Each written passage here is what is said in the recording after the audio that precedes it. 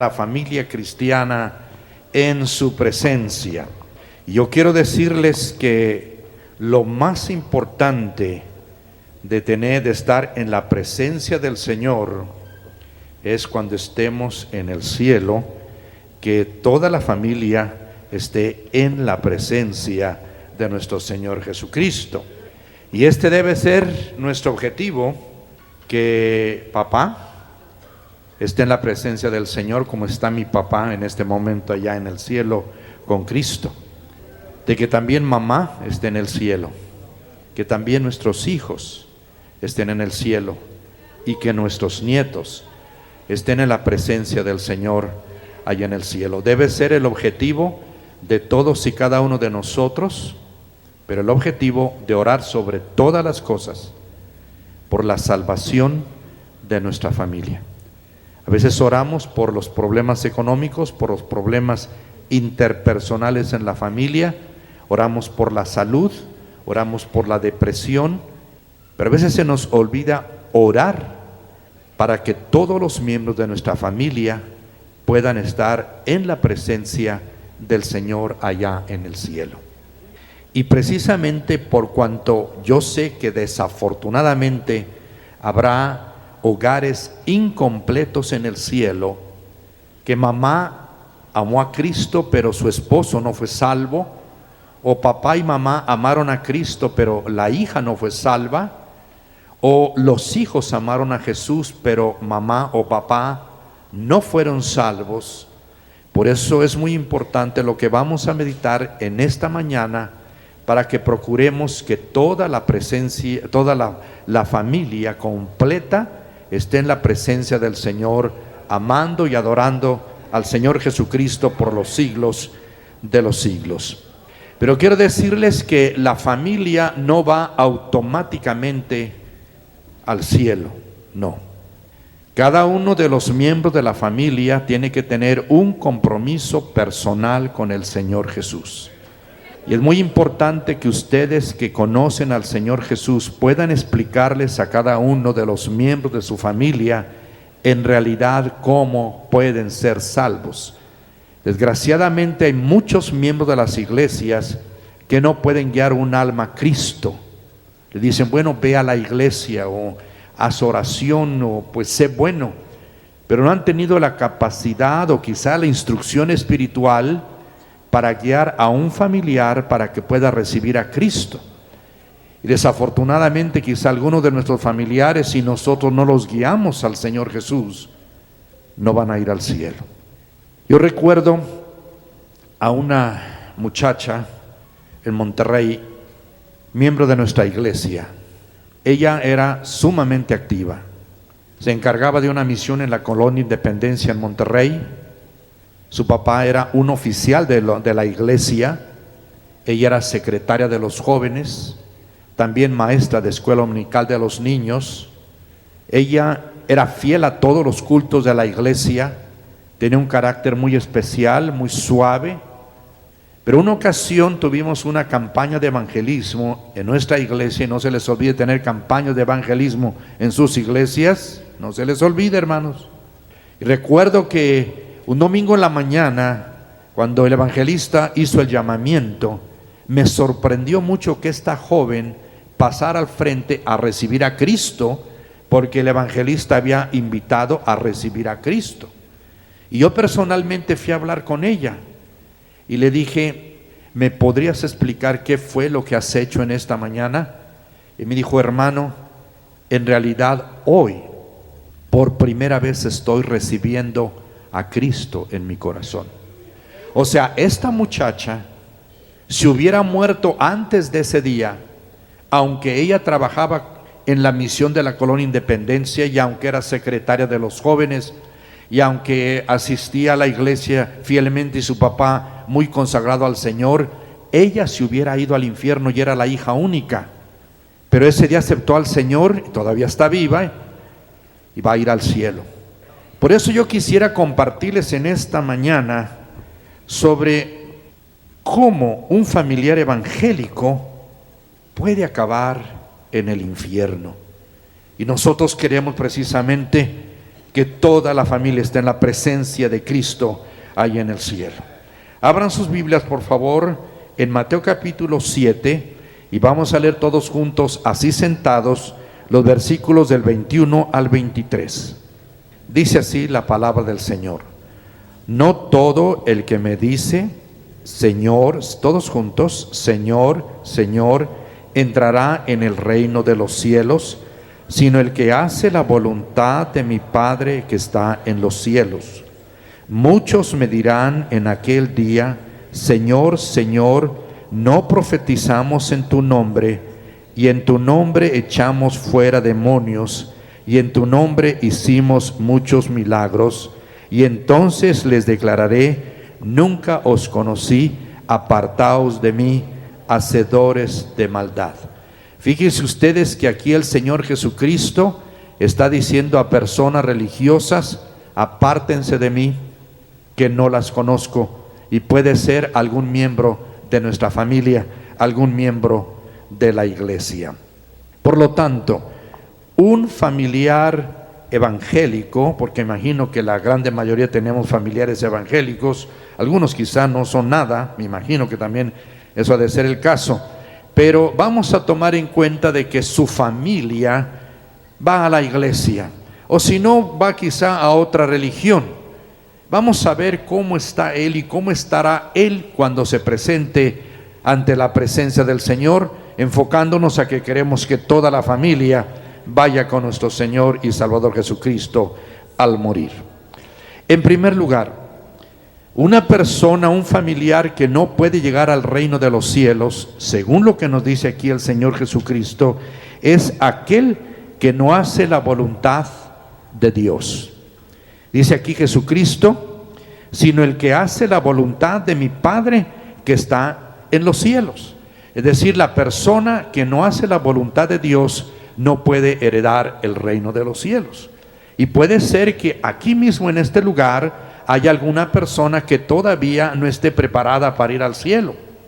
Recuerdo que celebrando unos cultos de evangelismo en una ciudad del norte del país, durante una semana completa, yo saludaba a los hermanos al terminar el culto, y había una hermana de más de 70 años que me decía: Dios lo bendiga, hermano, qué bueno que está con nosotros, y siempre me daba la bendición del Señor, que Dios lo bendiga. Pero el último culto de esa actividad de evangelismo, del domingo en la mañana, fue y me saludó y me dijo: hermano, yo tengo 30 años de estar asistiendo a esta iglesia, soy miembro de esta iglesia y he asistido fielmente a esta iglesia, pero hoy en la mañana acepté a Cristo. Hoy en la mañana, a los 30 largos años, y hasta hoy, ese día, había aceptado al Señor Jesucristo. Entonces el Señor Jesús nos dice: no todo el que me dice Señor, Señor, se lo decimos en las oraciones, se lo decimos en los cantos, pero Jesucristo dice: no porque me digas Señor, Señor, vas a entrar en el reino de los cielos, ni tus hijos tampoco, nada más porque me dicen, sino debes de estar seguro de que están haciendo mi voluntad. Y la voluntad de Dios tiene dos aspectos. La primera, Jesucristo mismo la describe a través de su gran discípulo y apóstol Juan. Dice así Juan en su capítulo 6, versículo 29. Dice así: esta es la obra de Dios, que creáis en el que Él ha enviado. Versículo 40 del capítulo 6: y esta es la voluntad del que me ha enviado, que todo aquel que vea al Hijo y cree en Él tenga vida eterna, y yo le resucitaré en el día postrero.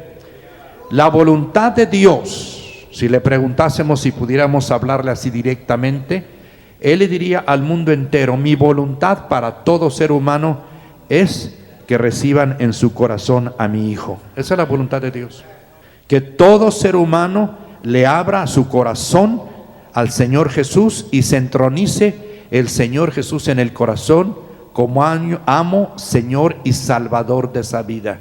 Esa es la voluntad. Creer en el Señor Jesucristo también implica entregarse a Jesucristo, rendirnos, al señorío de Cristo Jesús. Esa es la primera parte de hacer la voluntad de Dios, entregarle nuestro corazón a Jesús para que nuestro corazón sea lavado y limpiado con la sangre que Él derramó en la cruz. Es muy poderosa la sangre de Cristo porque puede limpiar el pecado más negro, más arraigado en el alma, y lo puede echar fuera la sangre preciosa de Cristo.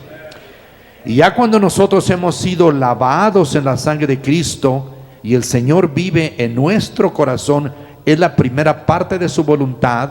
La segunda parte de su voluntad es que nosotros caminemos cada día de nuestra vida haciendo lo que Dios quiere. Esa es la voluntad de Dios. La voluntad, por ejemplo, de mamá es que en la mañana sus hijos se laven las manos o se bañen y hagan la cama y se alisten para irse a la escuela. Esa es la voluntad de mamá. Quizá la voluntad de papá en la tarde es de que todos los hijos, cuando él llegue, hayan hecho su tarea. Es decir, son los deseos que una persona tiene para que la otra persona los haga. Entonces, si una hija en la mañana no hace su cama, no se arregla bien, no está haciendo la voluntad de mamá. Si un hijo en la tarde llega a la casa y no hace la tarea, no está haciendo la voluntad de papá. No hacer la voluntad de Dios es no hacer lo que Dios tiene para todos y cada uno de nosotros. Dios tiene una voluntad perfecta para ti. Tú eres demasiado importante para el Señor para que Él no tenga una voluntad perfecta para ti. Él sabe con quién te debes de casar, Él sabe cuántos hijos debes de tener, Él sabe en dónde debes de trabajar, Él sabe dónde debes de vivir, Él sabe cuánto tiempo vas a vivir, Él sabe dónde debes de trabajar, Él tiene todos tus pasos ya hechos. Pero uno tiene que estar dispuesto a hacer la voluntad de Dios. Y hay muchísima gente que conoce a Cristo que está fuera de la voluntad de Dios, que se siente triste. Solamente haciendo la voluntad de Dios está uno totalmente feliz. Uno puede estar en el culto muy contento, pero se esfuma esa alegría al salir de la iglesia porque empezamos a desobedecer. Pero cuando la alegría empieza a aumentarse, incrementarse en el alma, se debe a que estamos obedeciendo al Señor, y el Señor bendice la obediencia de sus hijos. Y lo más importante en la vida cristiana, aunque es hermoso palmear, lo más importante en la vida cristiana para Dios es que caminemos haciendo la voluntad de Jesús, porque Él quiere que nosotros obedezcamos su santo nombre, porque el Señor tiene muchos hijos desobedientes, hermanos, y es una grande tristeza. Y cada pecado, cada desobediencia es un pecado demasiado grande. Dios nunca nos ha hecho un solo daño. Él es bueno y para siempre su misericordia. Es bondadoso y compasivo. Nos cubre, nos guarda. ¿Cómo es posible que nosotros nos rebelemos ante la presencia de Jesucristo? Y eso le desagrada tremendamente a nuestro Dios. Entonces, si tú sabes que estás haciendo la voluntad de Dios, es que eres hijo de Dios. Pero un miembro, o tú quizá, si tú no sabes qué es hacer, hermano, ¿qué es eso de hacer la voluntad de Dios? Yo no lo entiendo. Quiero decirte que a pesar de que los años que tengas en la iglesia, tú no eres de Cristo. Solamente los que hemos en realidad nacido de nuevo, entendemos qué es hacer la voluntad de Dios. Esa es la característica, es el fruto de una persona que ha nacido de nuevo. Y una persona que no ha nacido de nuevo no entiende lo que es hacer la voluntad de Dios. Por lo tanto, si tú o un familiar tuyo todavía no están haciendo la voluntad de Dios, no es posible que vayas a tener toda la familia allá alabando al Señor en el reino de los cielos. Hay otra cosa más que debemos de comprender para estar seguros de que toda nuestra familia va a estar en la presencia del Señor en el cielo.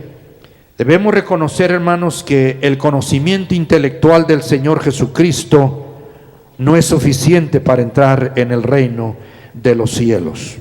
La salvación es una revelación divina, es una acción espiritual obrada por el Espíritu Santo mediante la fe en la sangre de Jesús, pero es una revelación del Espíritu Santo, porque no es suficiente el conocimiento intelectual. Hay ateos, escucha bien, que creen que Jesús existió. Hay enemigos del Evangelio y tienen un conocimiento intelectual de Jesús. Hay personas que están perdidas allá en las cárceles, en los prostíbulos, en las cantinas, y tienen un conocimiento intelectual de Jesús. Saben que Él vino a la tierra, que nació de una virgen, que hizo milagros, que hizo maravillas, que murió en una cruz, que resucitó de los muertos, que ascendió. Todo eso lo saben, y sin embargo no van a ir al cielo. ¿Por qué? Porque no es solamente un conocimiento intelectual, hay algo más. Solamente cuando nosotros llegamos a los pies del Señor Jesús en arrepentimiento del pecado, con corazón quebrantado, y dejamos nuestros pecados en el Señor Jesús y lo aceptamos en nuestro corazón, el Señor nos va a revelar a su Hijo. Dice la palabra de Dios en Mateo capítulo 16 versículos 15 y 17. Jesús les dijo, está hablando el Señor Jesús a sus discípulos: ¿y vosotros quién decís que soy yo? Respondió Simón Pedro, le dijo: tú eres el Cristo, el Hijo del Dios viviente.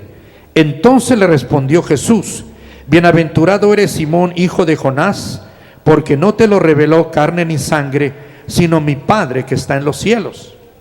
Imagínense que Pedro le dice: Señor Jesús, tú eres el Mesías. Los fariseos, los doctos en la ley, los escribas, los ancianos, líderes del pueblo judío, ellos decían que Jesús no era el Mesías, que Jesús era un impostor, que Jesús era un engañador. Ahora este hombre pobre, pescador y pecador también, dice: Señor Jesús, tú eres el Cristo, o sea, el ungido de Dios, que la palabra Cristo significa ungido.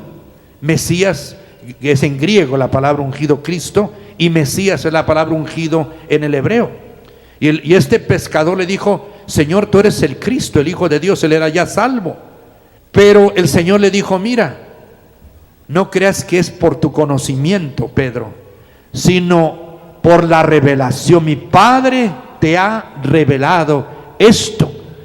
En el momento en que el apóstol Pedro, en ese tiempo Pedro pescador, fue llamado, que se llamaba Simón, y Jesús le dijo: Simón, sígueme. Estaba él arreglando sus redes y dejó la barca y siguió al Señor Jesucristo en obediencia, sin conocer mucha teología, sin conocer mucho del Señor Jesús, simplemente lo obedeció. En ese momento Dios obra en su vida y le reveló: Él es el Cristo, el Hijo del Dios viviente. Si no tenemos la revelación de Jesús en nuestro corazón, no vamos a ir al cielo.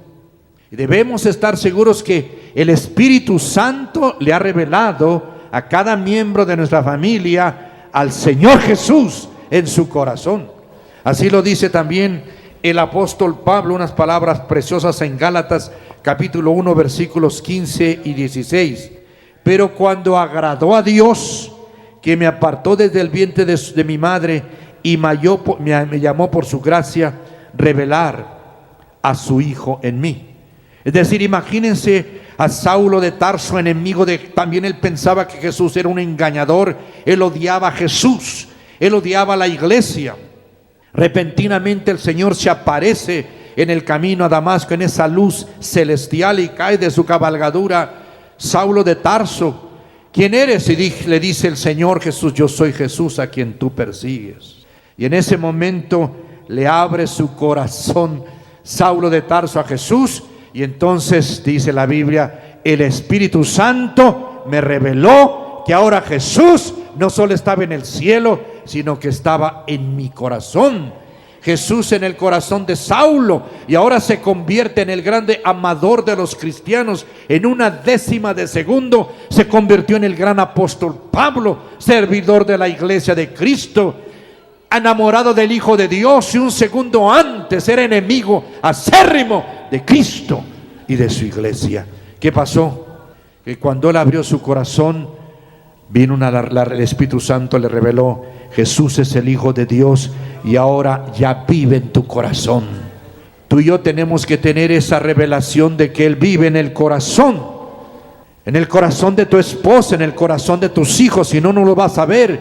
en el reino de los cielos. La familia ante la presencia del Señor en el cielo, qué precioso. También nuestros familiares se pueden perder si ellos están confiando solamente en ser salvos por ser religiosos.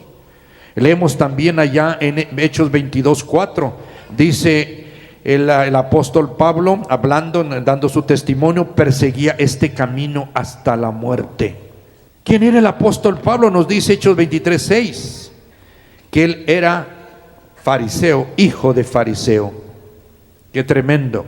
Allá en el concilio le estaba diciendo Saulo de Tarso, que ahora ya era Pablo, pero yo cuando era Saulo, dice, yo nací en un hogar de un fariseo. Y todos los judíos somos muy religiosos, pero mi papá era fariseo. Es decir, no solamente éramos judíos, profesamos la religión judaica, sino que éramos estrictos en la religión judaica. Yo nací en ese ámbito, en ese ambiente religioso. Nosotros conocimos las Sagradas Escrituras, el Torah, el Antiguo Testamento. Yo fui criado escuchando la palabra de Dios, enseñando a asistir a la sinagoga todo día de reposo, a apartar el 10º de mis ingresos para la obra de Dios. Y ya cuando fui joven, yo quise ser fariseo. Entonces no solamente ya por herencia de mis padres, sino que yo tomé la decisión de ser una persona religiosa. Yo amaba leer el Torah, el Antiguo Testamento, los Salmos, los profetas, el Pentateuco. Yo amaba la palabra de Dios. Es lo que implica todo esto, porque un fariseo tenía que conocer la Biblia y aprenderla de memoria. Ahora nosotros conseguimos una Biblia casi en cualquier librería, pero en aquel tiempo eran unos pergaminos enormes. Por lo regular la gente tenía que memorizarse la Biblia. Y es muy bueno que como cristianos memoricemos la Biblia, hermanos, porque la Biblia habla acerca de grabar en las tablas de nuestro corazón la palabra de Dios. Eso significa memorizar. Y cuando tenemos la Biblia en la mente y en el alma, echa fuera a los demonios que nos vienen a tentar. Por eso es muy importante. Así es que Saulo de Tarso conocía la Biblia, era una persona que oraba 3 veces al día, era estricto en hacer las normas, en guardar la ley. Inclusive dijo estas palabras: y en cuanto a la ley, imagínense, yo era irreprensible.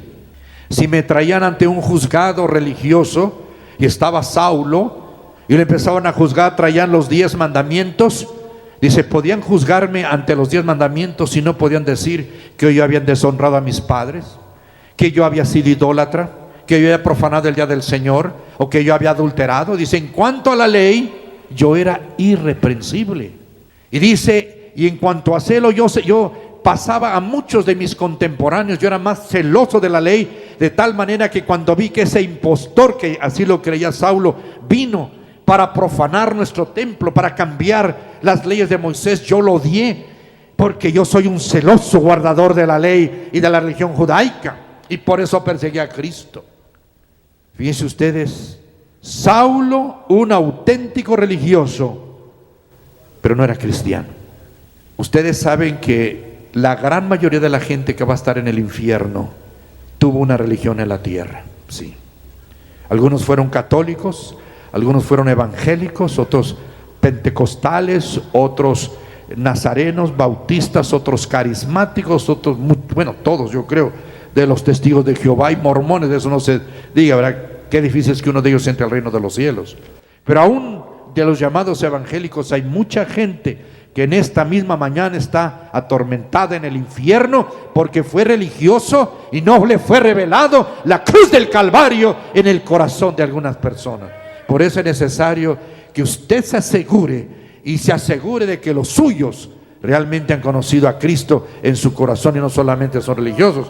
Uno dice, bueno, ya mi hijo ya está orando, ya mi hijo pues ya está sirviendo a la iglesia, ya mi hijo está leyendo la Biblia, ya mi hijo está dando su diezmo. Eso no es malo, eso es muy bueno, pero eso no le salva. Asegúrate que tenga un encuentro personal con Jesucristo. Muy importante. Otra cosa que hace que las personas de la familia no lleguen al reino de los cielos es que confían que porque ya están bautizados en la iglesia, ya sea en esta iglesia, en cualquier otra iglesia evangélica o aún en la católica, piensan que ya están bautizados, entonces van a ir al reino de los cielos. Y a veces ya la mamá dice, vaya, mi hijo ya se bautizó, yo creo que ya está listo para irse al cielo, ten cuidado. Recuerdo que una ocasión estaba bautizando en Monterrey, en un bautisterio, y después de los bautismos vino un niño, como unos 12 años de edad, y había un pequeño vidrio donde se podía ver adentro de donde estaba el agua del bautisterio. Y yo vi que el niño estaba buscando algo dentro del agua, y le pregunté al niño, ¿qué es lo que estás buscando? Yo creo que se había perdido alguna moneda o algo. Estoy buscando los pecados que dejó la gente que se bautizó. Porque hay mucha gente que piensa que cuando se bautizaron quedaron limpiados sus pecados. No. Porque si esto fuera cierto, jamás hubiera dicho el apóstol Pablo lo que allá en 1 Corintios 1:17, pues no me envió Cristo a bautizar, sino a predicar el evangelio.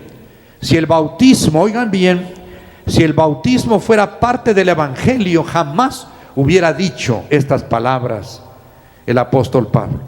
El apóstol Pablo nos declara claramente en 1 Corintios 15 que es el evangelio, es Cristo muriendo por nuestros pecados, Cristo sepultado, Cristo resucitado. Ese es el evangelio y no hay otro. Así es que si tú le añades, a algunas personas le añaden al evangelio, le quitan. Algunos le añaden el sábado, algunos el bautismo, las buenas obras o los dones del Espíritu Santo que tienen su lugar. Pero para la salvación es Cristo y este crucificado y resucitado y nada más. Y hay que aceptarlo en el corazón. Entonces, mis queridos amigos, si tú le estás añadiendo el bautismo o estás confiando que porque ya fuiste bautizado te vas a ir al cielo, o piensas que porque tus hijos ya se bautizaron, no.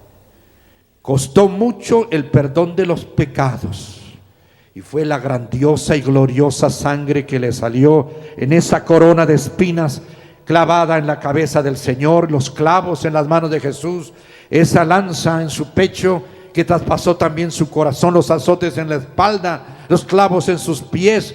Todo esto hizo que toda su sangre saliera, pero Él estaba muriendo por nuestros pecados, y es la sangre y solo la sangre que limpia el corazón, lava la mente y limpia la conciencia de pecado. Hay que asegurarnos que es Cristo y su sangre y nada más para poder llegar al reino de los cielos.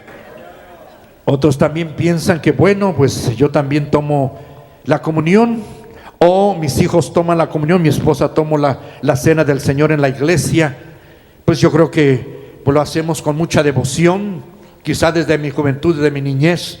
Yo ya estoy tomando la cena del Señor, voy a estar allá con mi familia en el cielo.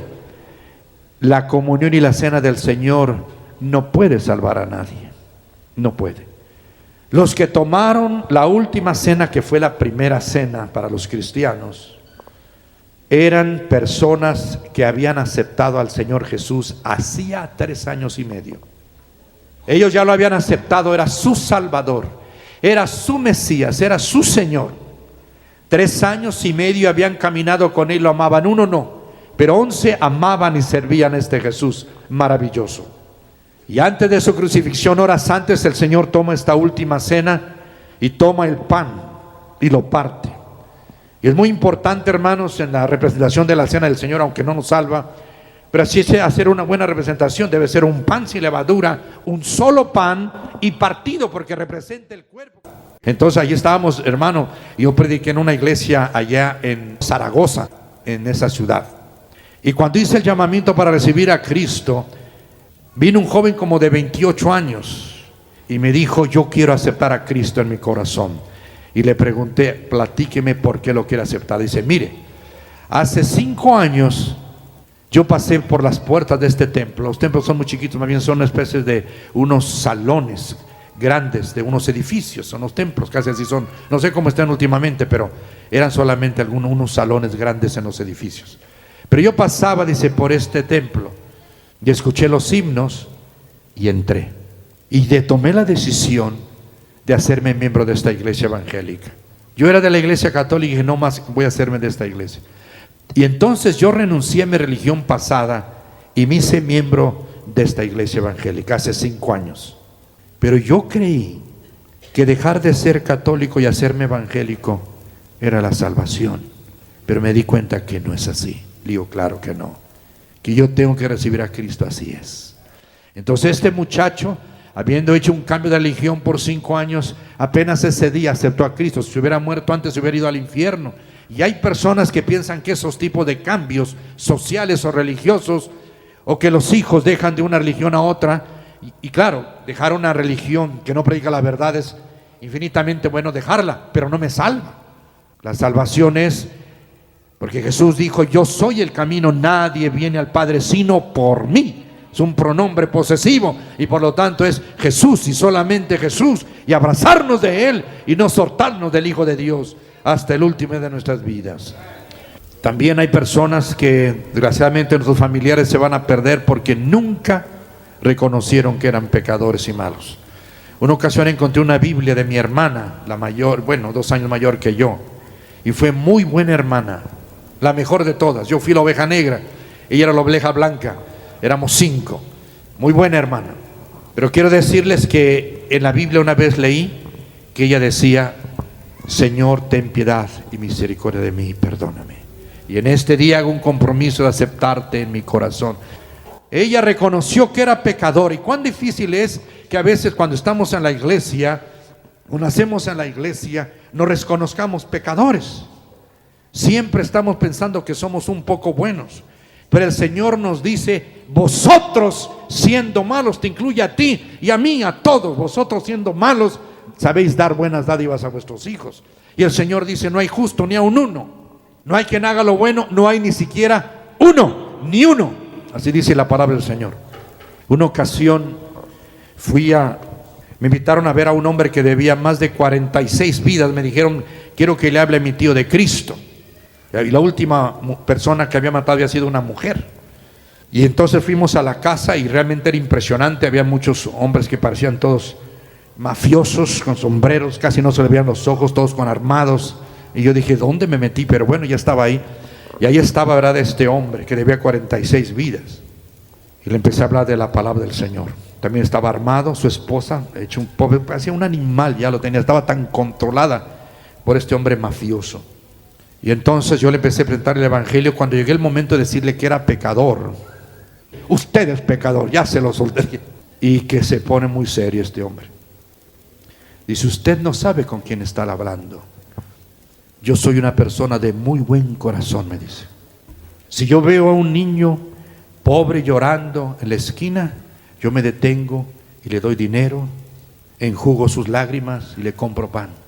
Veo una mujer necesitada, yo me detengo, le doy dinero, o le compro pan, o le compramos algo de ropa. Así es que usted no sabe con quién está hablando.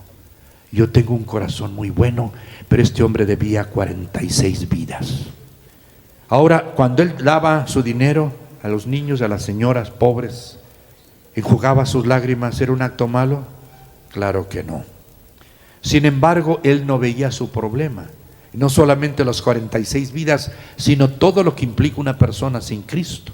Sin embargo, sus ojos solamente se ponían en las obras buenas que él estaba haciendo.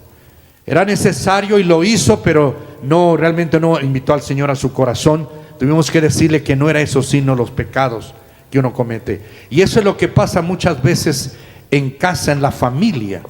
Bueno, es que papá no le puede decir que es pecador y mamá tampoco, y pues a mi hermano tampoco.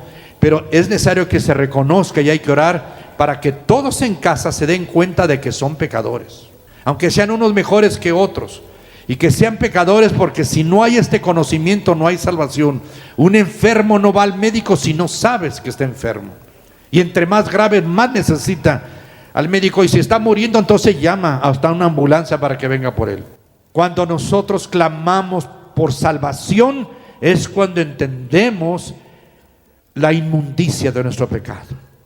Y el apóstol Pablo lo comprendió y se sentía como el peor de los pecadores, porque a pesar de ser pecador, él persiguió a la iglesia y el Espíritu Santo lo quebrantó hasta el polvo. Y para que podamos ser salvos, el Espíritu Santo tiene que enseñarnos que somos pecadores desde la planta de los pies hasta la coronilla. Todos los que estamos aquí somos pecadores y todos necesitamos a Jesús, y en casa todos necesitan el perdón, y en México todos necesitan a Cristo para que vayan al cielo. Entonces, mis queridos hermanos y amigos, yo quiero decirles que el Señor nos dice en su palabra: mas Dios muestra su amor para con nosotros en que, siendo aún pecadores, Cristo murió por nosotros. El camino para el cielo, para ti y para toda tu familia, para que estemos en la presencia del Señor como familia cristiana, todos tenemos que ir al monte Calvario, donde está ese manantial incesante de sangre que limpia, que salva y perdona. Y hay que aceptar este sacrificio en el corazón y apoyarse en él, en los méritos de Cristo, en la sangre de Jesús para la salvación del alma, y nada más. Y eso tienes que compartir con tu familia y con los demás. Y que lo que necesita México es a Jesús. Cambiando el corazón se cambia México, este México que amamos tanto. Ahora, ¿cómo vamos a poder principiar con la familia si posiblemente tú todavía no estás listo? Voy a hacer una invitación en esta mañana. Van a cerrar todos sus ojos y vamos a decir, si queremos que vaya nuestra familia al cielo, para estar con la presencia de Cristo allá, tenemos que principiar con nosotros. Y les voy a hacer una pregunta. Quiero que por favor levantes tu mano si tienes la plena seguridad de que ya tu pecado ha sido limpiado. Si estás seguro de esto, levanta la mano. Si no estás seguro de esto, no levanta la mano. Solamente los que están seguros. No la bajen por los próximos 20 segundos. Quiero decirles a los que no tienen su mano levantada: quiero que recibas a Cristo, más que yo, Jesús quiere que lo aceptes ahorita, ahí en tu lugar. Van a bajar todas sus manos, por favor. Todo el mundo baje su mano. Ahora voy a invitar a los que no levantaron su mano que hagas el compromiso en esta mañana. Ábrele el corazón y acéptalo como tu Salvador en tu corazón, en arrepentimiento de pecado.